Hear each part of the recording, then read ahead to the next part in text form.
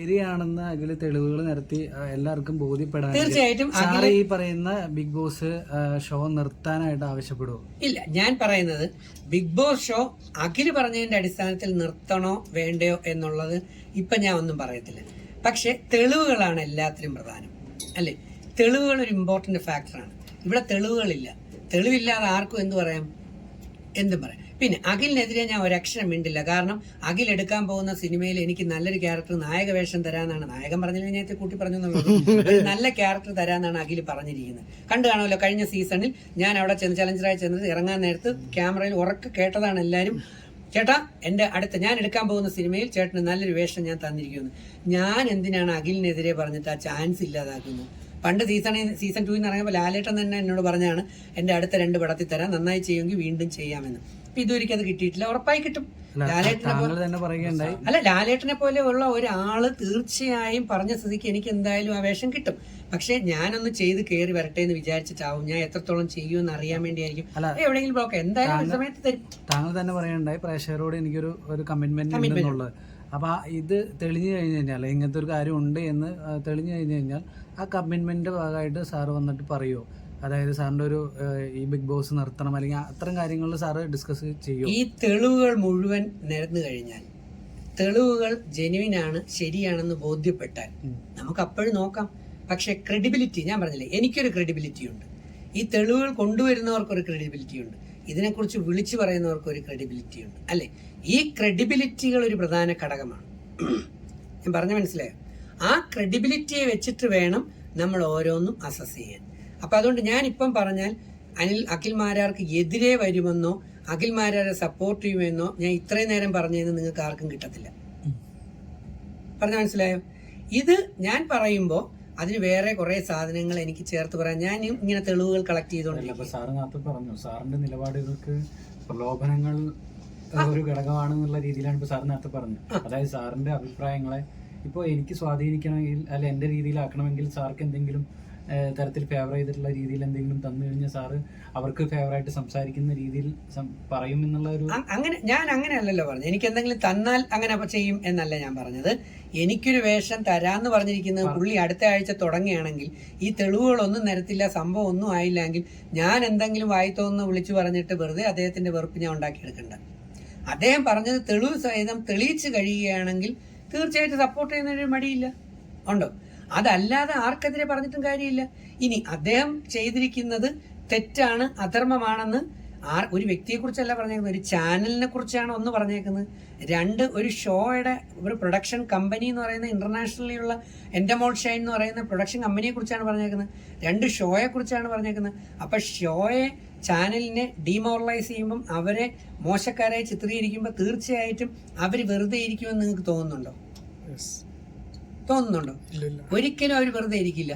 അപ്പൊ എന്തായിരിക്കും അടുത്ത സംഭവങ്ങൾ നടക്കാൻ പോകുന്നതെന്ന് കാത്തിരുന്ന് കാണുക. അപ്പൊ അതുവരെയ്ക്കും മൗനം ഭജിക്കുന്നതാണ് ഏറെ നല്ലത്. കാരണം എന്താ, ഇതിനെക്കുറിച്ച് ഒന്നും ABC അറിഞ്ഞൂടാ. ഞാൻ ഇതിനെക്കുറിച്ചൊന്നും ABC അറിഞ്ഞൂടാന്ന് പറഞ്ഞാൽ ഞാനും ഷോയിൽ പോയിട്ട് വന്നതല്ലേ. എനിക്കിതിനെക്കുറിച്ചൊന്നും ABC അറിഞ്ഞൂടാ. ഞാൻ ഷോ നിർത്തലാക്കരുത്, ഈ ഷോ ഗംഭീരമായി തന്നെ പോകണമെന്ന് ഷോയെയും ചാനലിനെയും ഇന്ന് ഈ നിമിഷം സപ്പോർട്ട് ചെയ്യുന്ന ആളാണ്. ഇല്ല, ഞാൻ ആരെയും വിളിച്ചില്ല, ആരെയും ഞാൻ വിളിക്കാറില്ല. കോണ്ടാക്ട് ഉണ്ട്, ഞങ്ങളെ സുഹൃത്തുക്കളാണ്, റോബിന്റെ സുഹൃത്തുക്കളാണ്, എല്ലാവരും സുഹൃത്തുക്കളാണ്. ഇത്തരം വിഷയങ്ങൾ വരുമ്പോൾ സ്വാഭാവികമായിട്ടും നിങ്ങൾ മുൻപ് ബിഗ് ബോസിലുള്ള ഇല്ല, ഞാനിപ്പോ അങ്ങനെ ആരെയും വിളിക്കാറില്ല. കാരണം വെച്ചാൽ വിളിച്ച് നമ്മൾ സംസാരിക്കും. ഇപ്പൊ എല്ലാം റെക്കോർഡിംഗ് സിസ്റ്റമാണ്. നമ്മൾ അങ്ങോട്ട് മൊബൈലിൽ റെക്കോർഡ് ചെയ്ത് വയ്ക്കും. അങ്ങനെ എന്നിട്ട് അങ്ങനെ പറഞ്ഞു ഇങ്ങനെ പറഞ്ഞു. നമ്മൾ ചിലപ്പോൾ മനസ്സാവാച എന്തെങ്കിലുമൊക്കെ ചില ചോദിക്കുന്ന കാര്യങ്ങളാണ്.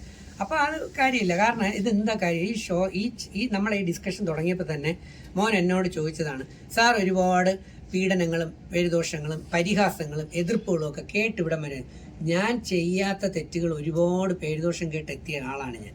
അതുകൊണ്ട് തന്നെ നിനക്കെതിരെയോ ഒരു ചാനലിനെതിരെയോ ഒരു പ്രസ്ഥാനത്തിനെതിരെയോ ഒരു സിനിമാക്കാരനോ സീരിയലുകാരിക്കോ സീരിയലിനെക്കാരനോ എതിരെ എന്തെങ്കിലും ഈ പറഞ്ഞ ഗോസിപ്പുകളോ മോശങ്ങളോ പറഞ്ഞാൽ ഞാൻ ചാടിക്കയറി പ്രതികരിക്കില്ല. കാരണം ഞാൻ തെറ്റ് ചെയ്യാതെ ഒരുപാട് പേരുദോഷം അനുഭവിച്ചിട്ടുള്ള ആളാണ്. മനസ്സിലായില്ലേ? അപ്പം നമുക്ക് കാത്തിരുന്ന് കാണാം ആരാണ് ശരി, എന്താണ് ശരി, ഏതാണ് ശരി. കാരണം മലയാളി എന്ന് പറയുന്നത് നല്ല ബുദ്ധിയുള്ളതും വിവരമുള്ളതുമാണ് ബഹുഭൂരിപക്ഷം വരുന്നത്. അതുകൊണ്ട് അവരിൽ പലരും സൈലന്റ് ആയിരിക്കും. കുറച്ച് ഷോർട്ട് ടെമ്പേർഡ് ആയിട്ടുള്ളവർ ഇങ്ങനെ പ്രതികരിച്ചുകൊണ്ടേയിരിക്കും. മനസ്സിലായി? ഇപ്പൊ തന്നെ നിങ്ങൾ വളഞ്ഞിട്ട് 3 പേരും കൂടെ ആക്രമണത്തിലൂടെ പറഞ്ഞപ്പോൾ പലവട്ടം എനിക്ക് ചില സാധനങ്ങൾ പറയാൻ ഇങ്ങനെ പൊങ്ങി വന്നതാണ്. പക്ഷെ എൻ്റെ ഇന്നറിലൊരു ബുദ്ധിയുണ്ട്. ആ ബുദ്ധി എന്ത് ചെയ്തു? കർട്ടനിട്ട് അതിനെ സ്ട്രോങ് ആയിട്ട് ബ്ലോക്ക് ആക്കി വെച്ചുകൊണ്ടിരിക്കുകയാണ്. മനസ്സിലായില്ലേ? ഇപ്പൊ ഞാൻ പറയും അഖിൽ മാരാർക്ക് ജയ്, റോബിൻ കി ജയ്, ഏഷ്യാനെറ്റ് കി ജയ്, എൻ്റെ മോൾ ഷൈൻ കി ജയ്, ബിഗ് ബോസ് കി ജയ്. ഈ ഷോയെ നിർത്തലാക്കാൻ ഞാൻ സമ്മതിക്കില്ല. എല്ലാവർക്കും സപ്പോർട്ട് എന്നുള്ള രീതിയിൽ ഞാൻ പറയത്തുള്ളൂ. ഇത് നിങ്ങൾ പോയി അതിബുദ്ധി കാണിച്ച് അഖിൽ മാരാർക്ക് ജയ് എന്ന് പറഞ്ഞ് മാത്രം വെച്ച് ബാക്കി കട്ട് ചെയ്ത് കളഞ്ഞാൽ നിങ്ങൾക്കെതിരെ ഞാൻ കേസ് കൊടുക്കും. ഉള്ള കാര്യം ഞാൻ പറയാമല്ലോ. കാരണം അങ്ങനെ ഒന്നുമല്ല ഇതിനകത്ത് പറഞ്ഞിരിക്കുന്നത്. എന്നെ സംബന്ധിച്ച് ഇത് പഠിക്കണം. ഏതൊരു വ്യക്തിയെ സംബന്ധിച്ചും പഠിക്കണം. പഠിച്ചിട്ട് വേണം എന്ത് ചെയ്യാൻ, കാര്യങ്ങൾ പ്രസന്റ് ചെയ്യാൻ. ഞാനിപ്പോൾ പഠിക്കാതെ ഞാൻ എന്തെങ്കിലും പറഞ്ഞു എന്ന് വെച്ചോ, നാളെ ഞാൻ പറഞ്ഞത് തെറ്റായി വന്നാൽ ധാരാളം ജനങ്ങളുടെ ഉള്ളിലും എന്നെ പിന്നെ സംശയാലുമൊക്കെ എടുക്കും, വകതിരിവില്ലാത്തതിനായിട്ട് എടുക്കും, വെറുതെ പബ്ലിസിറ്റിക്ക് വേണ്ടി ഗുണ്ടു പൊട്ടിച്ചതിനായിട്ട് എടുക്കും. ഇങ്ങനെ വരും. നേരത്തെ നിങ്ങളുടെ ചോദ്യത്തിൽ തന്നെ ഉണ്ടല്ലോ, ഇത്രയും ദിവസങ്ങൾ കഴിഞ്ഞിട്ട് അല്ലെങ്കിൽ ഈ പബ്ലിസിറ്റിക്ക് വേണ്ടി വന്നതാണോ എന്നൊക്കെ ഒരു ചോദ്യം വന്നില്ലേ അല്ലേ? അപ്പം ഞാൻ വെറുതെ പബ്ലിസിറ്റിക്ക് വേണ്ടി പൊട്ടിച്ചതാണോ എന്നൊന്നും എനിക്ക് ഒരു കാര്യത്തിൽ ഞാൻ ഹാപ്പിയാണ്. എന്താണെന്ന് വെച്ച് കഴിഞ്ഞാൽ മുൻകാലങ്ങളിൽ എനിക്കെതിരെ ഞാൻ എന്തെങ്കിലും വീഡിയോ കൊടുക്കുമ്പോൾ അതിൻ്റെ താഴെ വന്നിരുന്ന് താടിയ അപ്പോൾ കിളവനെ ഇങ്ങനെയൊക്കെ പറഞ്ഞ് എന്നെ ഇൻസൾട്ട് ചെയ്യുകയും പച്ചമുളകെന്നൊക്കെ പറഞ്ഞുകൊണ്ട് വന്നിരുന്ന് എന്നെ കുറേ അപമാനിക്കുന്ന തലത്തിൽ നിന്നുകൊണ്ട് ഇപ്പം ഏറ്റവും ലേറ്റസ്റ്റ് ഈ 2024 ബിഗ് ബോസ് ഷോയിലും മറ്റു പലയിലും ഞാൻ പലർക്കും കൊടുത്ത യൂട്യൂബ് ചാനലിലെ ഇൻ്റർവ്യൂകളുടെ താഴെയുള്ള കണ്ടന്റുകൾ നിങ്ങൾ പരിശോധിച്ച് നോക്കി കഴിഞ്ഞാൽ 99.9% എന്നെ സപ്പോർട്ട് ചെയ്തോട്ടുള്ളതേ ഉള്ളൂ.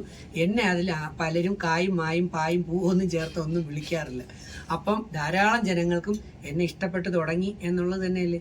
ഞാനായിട്ട് എന്തിനാണ് ആ ഇഷ്ടം ഇല്ലാതാക്കുന്നത്? അപ്പൊ അതുകൊണ്ട് അല്ലേ, അപ്പൊ നമുക്ക് കാത്തിരുന്ന് കാണാം ആരാണ് ശരി ആരാണ് തെറ്റ്. ശരിയോടൊപ്പം ഞാൻ നിൽക്കും, അതിന് യാതൊരു സംശയമില്ല. ധർമ്മത്തിനോടൊപ്പം ധാർമ്മികത എവിടെയുണ്ടോ, സത്യസന്ധത എവിടെയുണ്ടോ അവിടെ ഞാൻ നിൽക്കും. അങ്ങനെ ഞാൻ ചെയ്തിട്ടുള്ളൂ. നീ എൻ്റെ ഫ്രണ്ട് ആണെങ്കിൽ നീ ഒരു തെറ്റ് ചെയ്താൽ പോലും ഞാൻ അതിൻ്റെ ധാർമ്മികതയുടെ സത്യാവസ്ഥയുടെ വശങ്ങളെക്കുറിച്ച് ചിന്തിക്കും. എന്ന് പറഞ്ഞാൽ ഒരു എക്സാമ്പിൾ പറയാം. നിന്നെ ഒരാൾ കൊല്ലാൻ വന്നു, എന്താ മോൻ്റെ പേര് ഞാൻ പറഞ്ഞു, അനൂപിനെ ഒരാൾ കൊല്ലാൻ വന്നു. അനൂപ് സ്വയരക്ഷയ്ക്ക് വേണ്ടി പിടിവലി കൂടിയതിന് ശേഷം ആ പിടിവലിയിൽ അവൻ കത്തി കൊണ്ട് അവൻ കൊല്ലപ്പെട്ടു. നീ തെറ്റുകാരനാണോ ശരിയാണോ? ഞാൻ നീ ശരിയാണെന്നേ പറയത്തുള്ളൂ. പക്ഷെ നീ കൊലയാളിയാണ്. അനൂപ് കൊലയാളിയാണ്. അനൂപിന്റെ കത്തിയാലാണ് മറ്റവൻ കൊല്ലപ്പെട്ടത്. പക്ഷെ കത്തി കൊണ്ടുവന്ന ആരാണ്? മറ്റവനാണ്. എന്തിനാണ് കൊണ്ടുവന്നത്? അനൂപിനെ കൊല്ലാൻ. പക്ഷെ മരണപ്പെട്ട ആരാണ്? അയാളാണ്. എന്തുകൊണ്ട്? ജീവൻ രക്ഷിക്കാൻ വേണ്ടി നിനക്കത് ചെയ്യേണ്ടി വന്നു അല്ലേ? ഇപ്പൊ എന്റെ നേച്ചർ മനസ്സിലായില്ലേ?